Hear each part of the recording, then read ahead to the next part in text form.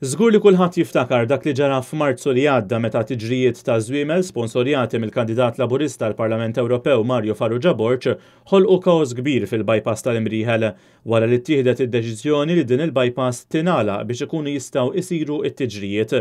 Dakinhar kienu bosta dawk li lmentaw li nqabdu f'konġestjoni kbira ta' traffiku u saħansitra kien hemm min wasal tard għall-eżamijiet.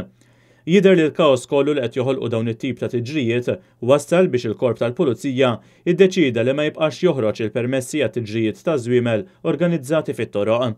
Dan l-istazzjon jinsab infurmat li d-deċiżjoni ħadha direttament il-Kummissarju Peter Paul Zammit li ta' ordni lill assistenti kummissarju u supretendenti biex għall-ebda raġuni ma jibqgħu jinħarġu permessi biex jiġu organizzati tiġrijiet ta' żwiemel fit-toroq pubbliċi.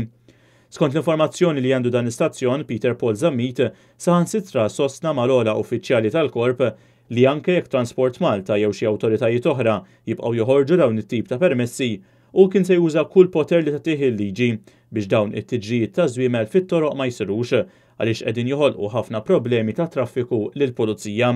Madankollu minkejja din l-assistenza tal-Kummissarju nhar is-Sibt li għadda saret waħda minn dawn it-tiġrijiet fir-Rabat li jfisser li minkejja li l-Kummissarju żamma kelmtu u rrifjuta li joħroġ il-permess din l-attività saret xorta waħda.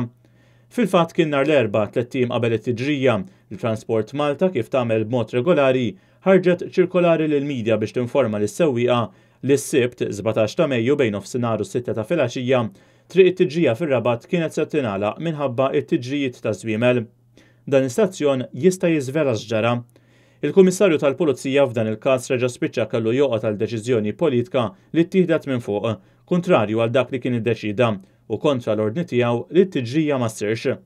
Jidher li minkejja li l-Pulizija rrifjutat li toħroġ il-permess fuq ordni tal-Kummissarju, wieħed mill-organizzaturi ta' din it-tiġrija mar jilmenta fil-kwartieri Laburisti li ma ħarġulux il-permess u miċ-Ċentru Nazzjonali Laburista skont l-informazzjoni li għandna għaddewh biex ikellem lill-Ministru Manuel Malija li huwa l-Ministru responsabbli mill-Pulizija.